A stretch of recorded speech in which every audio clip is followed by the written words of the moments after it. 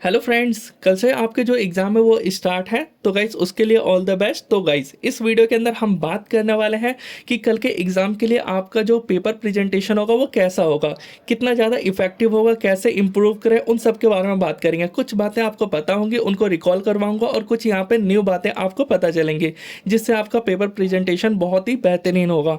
उसके अलावा भी हम बात करने वाले हैं रिवीजन के ऊपर कि आप कैसे रिवीजन करोगे इतने कम टाइम में कि आपका जो है वो रिवीजन अच्छे से हो जाए और गाइस वो आपको कॉन्फिडेंस रहे कि मैंने ये जो पढ़ा है वो क्या मेरे को 100% याद हो चुका है या नहीं हुआ, उसके बारे में भी हम बात करेंगे। तो वीडियो को कर लेते हैं स्टार्ट। सो गाइस सबसे पहले है स्टार्टिंग आंसर या सेक्शन, यानी जो आप स्टार्ट करो वो कौन से आंसर से आप स्टार्ट करोगे या कौन से सेक्शन से आप स्टार्ट करने वाले हो। तो गाइस जैसे कि यहाँ पे आप देख सकते हो मेरे पास क्वेश्चन पेपर है ये, और आप जो है वो section A, section B, section C किसी भी सेक्शन से स्टार्ट करो, कोई दिक्कत नहीं है। बस ये है कि जो आपका जो सेक्शन आप करोगे वो सेक्शन आपका प्रॉपर होना चाहिए, अच्छे से आपको वो मालूम होना चाहिए कि मैं इसमें ये लिखूंगा और इस वजह से मेरा कुछ भी नहीं छूटेगा। जैसे सेक्शन बी के अंदर आपको दोनों 10 नंबर वाले आते हैं, दो क्वेश्चन करने हैं, तो आप सेक्शन बी से स्टार्ट करो अगर उसको बेटर वे में लिख पाओगे तो। बिकॉज जो आप स्टार्टिंग आंसर लिखोगे वो इंप्रेशन छोड़ जाएगा एग्जामिनर के ऊपर। तो इस वजह से वो वाला सेक्शन चूज करना है आपको जो आपको बहुत अच्छे से आता हो और हैंड राइटिंग बहुत अच्छी हो उस आंसर में, ऐसा करना है। जो सेकंड टिप है वो है हेडिंग के ऊपर।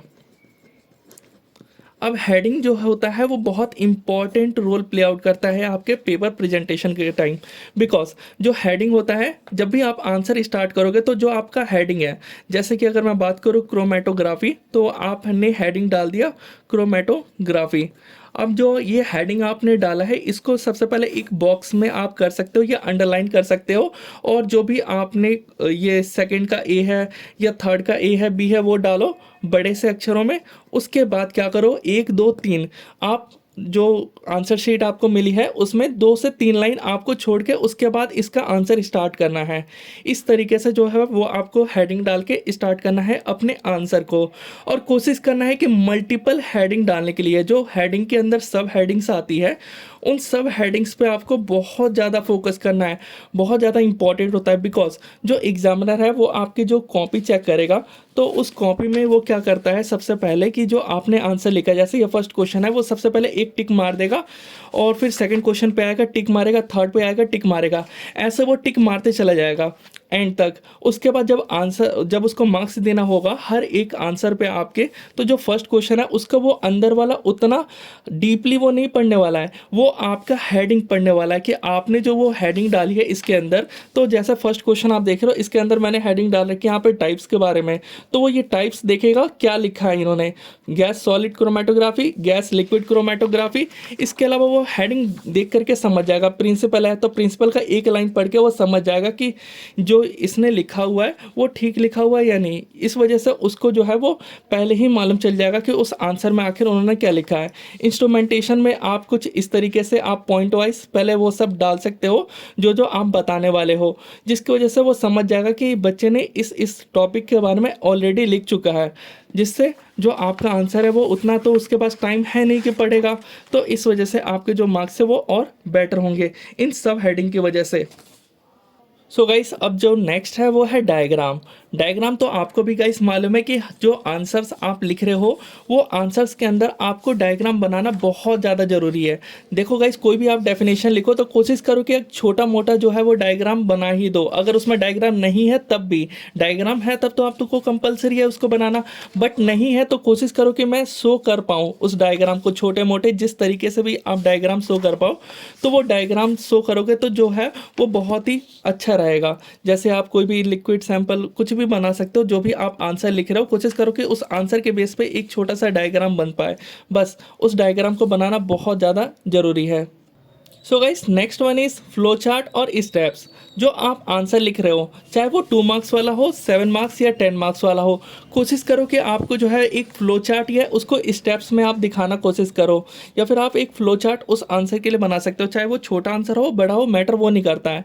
फ्लो चार्ट होने की वजह से वो जो है एक अलग इंप्रेशन छोड़ जाएगा आपके एग्जामिनर जो कॉपी चेक कर रहा है उसके।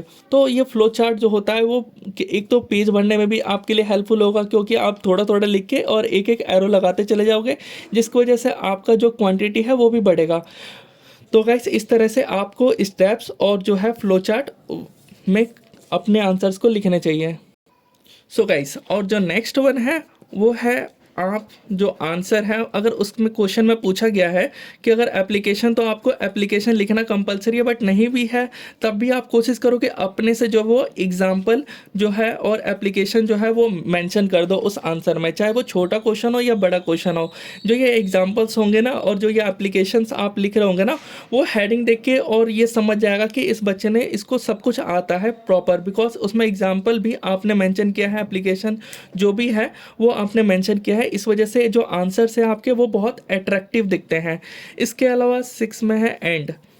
जब आप एंड करते हो किसी भी एक आंसर आपने स्टार्ट किया लिखना और वो आपने आंसर्स को पूरा लिख लिया, जब आप पूरा आंसर कंप्लीट कर लेते हो तो कोशिश करो कि लास्ट में जो है वो एक स्ट्रेट लाइन खींच दो कि आपका जो ये आंसर है वो कंप्लीट हो चुका है, जिसकी वजह से जो नेक्स्ट वाला क्वेश्चन है वो आपस में मिक्सअप ना हो जाए और एग्जामिनर ये ना समझे कि इसी का वो दूसरा वाला है। तो इस वजह से मैंने आपसे बोला था कि आपको बड़े बड़े अक्षरों में जो है वो आपको क्वेश्चन नंबर और जो उसके अंदर का सब पार्ट है वो लिखना है। उसके बाद आपको हेडिंग जो है वो बॉक्सेस में या हेडिंग एक लाइन अंडरलाइन कर देनी है, जिसकी वजह से वो समझ जाए कि ये नया क्वेश्चन उसका स्टार्ट हुआ है। तो सबसे बेटर वे जो मैं भी करता हूँ वो है कि एक स्ट्रेट लाइन खींच देता हूँ, या फिर आप कुछ भी कर सकते हो, फॉर एग्जाम्पल लाइक दिस, कि आपका ये आंसर कंप्लीट हो चुका है, अब नेक्स्ट वाला स्टार्ट है। तो ये कुछ बातें थी जो कि आपके पेपर प्रेजेंटेशन के लिए इंपॉर्टेंट थी। आई थिंक आपको इसमें कुछ नया सीखने को ज़रूर मिला होगा। अब हम बात करने वाले हैं जो है क्विक रिवीजन। अब ये जो क्विक रिवीजन है ये किस तरह से आपको करना है। तो गाइस जैसा कि यहाँ पे आप देख सकते हो मेरे पास ये है फुल यूनिट वन एक सब्जेक्ट का है जो कि इंस्ट्रूमेंटल मेथड ऑफ एनालिसिस का है। तो आप देख रहे हो इतने सारे पेजेस है और इसके अंदर के हर एक टॉपिक को पढ़ना है आपको और रिवीजन करना है। बार बार आप क्या करोगे कि हर एक कॉपी के उस पेज नंबर पर जाओगे और वो टॉपिक देखोगे कि मैंने क्या वो सब कुछ कंप्लीट कर लिया है कि नहीं किया है। तो सबसे पहले अच्छा है रिवीजन करने का ये है कि आप स्टार्ट कर रहे हो, पहला टॉपिक है हमारा स्पेक्ट्रोस्कोपी।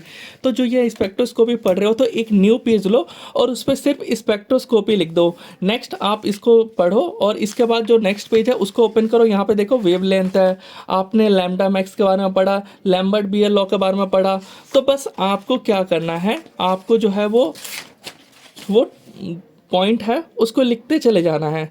आपने जैसे कि यूनिट 1 के अंदर आपने लिख दिया टोटली 13 पॉइंट्स।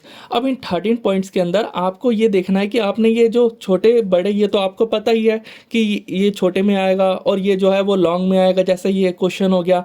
तो गाइस आप क्या कर सकते हो कि इसको एक चार्ट वाइज यहाँ पे लिख सकते हो और यहाँ पे आप टिक कर सकते हो। जो थर्ड वाला है मेरा वो अच्छे से कंप्लीट हो चुका है। सबसे पहले आपको यूनिट 1 के अंदर रिवीजन करते टाइम ये सारे पॉइंट्स लिखने हैं। पॉइंट्स लिखने के बाद अपनी जो कॉपी है, नोट्स जो है उसको बंद कर देना है। उसके बाद इस पेज को ओपन करना है और अपने आइज़ को क्लोज करो या कैसे भी इसको पढ़ो स्पेक्ट्रोस्कोपी और अपने को ही समझाओ मन के अंदर कि हाँ स्पेक्ट्रोस्कोपी में इंटरेक्शन होता है स्पेक्ट्रा और मैटर का। वेवलेंथ क्या होता है, wavelength difference between two crest and trough, ये हो गया। क्रोमोफोर्स क्या होते हैं, ऑक्सोक्रोम्स क्या होते हैं जो लाइट को एब्जॉर्ब करता है किसी मॉलिक्यूल का वो पार्ट। इस तरीके से अपने आप को समझाओ जिससे आपको कॉन्फिडेंस हो जाएगा कि जो मैंने रिवाइज किया है वो अच्छे से हो चुका है मेरा, अब उसको जो है वो कंप्लीट हो चुका है। तो टिक मारो, अब ये कंप्लीट हो चुका है। इससे आपको पता चल जाएगा कि लैम्बर्ट्स बीयर लॉ के अंदर डेविएशन आपको याद है, पॉजिटिव नेगेटिव डेविएशन होते हैं, नहीं याद है तो फिर आप इसको जो है एज इट इज ऐसे ही छोड़ो और इसको जाके दोबारा रिवाइज कर सकते हो। तो गाइस यही मेरे को कहना था और आपको चाहो तो इसके अंदर भी आप और अच्छे से कर सकते हो। जैसे फैक्टर्स अफेक्टिंग फ्लोरेसेंस, वो कौन कौन से फैक्टर्स है उसके भी यहाँ पे नाम लिख सकते हो आप। अगर आपको और ज़्यादा अच्छे से रिवीजन बेटर वे में करना है तो वो और डीपली आप यहाँ पे लिख सकते हो। रेडिएशन सोर्स में कौन कौन से रेडिएशन सोर्स लिए तो वो भी यहाँ पे नाम लिख करके और टिक मार सकते हो। तो गाइस इस तरह से आप अपना रिवीजन को जो है वो और इफेक्टिव कर सकते हो। सो आई होप आपको ये वीडियो अच्छी लगी हो। तो ऐसे ही जैसे यूनिट 1 के लिए ये इतने टॉपिक्स है जो बहुत इंपॉर्टेंट है, ऐसी यूनिट 2, यूनिट 3, यूनिट 4, यूनिट 5 के लिए आप बना करके अपना रिवीजन जो है वो एकदम प्रॉपर वे में कर सकते हो, वो भी कम टाइम में। तो गाइस ये देखा ही होगा आपने, ये 15 पॉइंट्स लिखने में टाइम बिल्कुल नहीं लगा होगा बिकॉज मेरा रिवीजन ऑलरेडी लगभग में हो चुका है। तो इस तरह से आप कर सकते हो।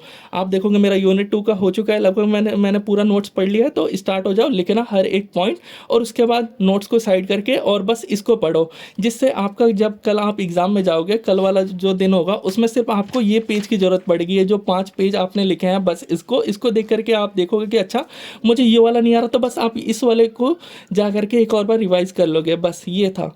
आई होप आपको ये वीडियो अच्छा लगा। वीडियो अच्छा लगा तो अपने दोस्तों के साथ जरूर शेयर करें। मिलते हैं नेक्स्ट वीडियो में।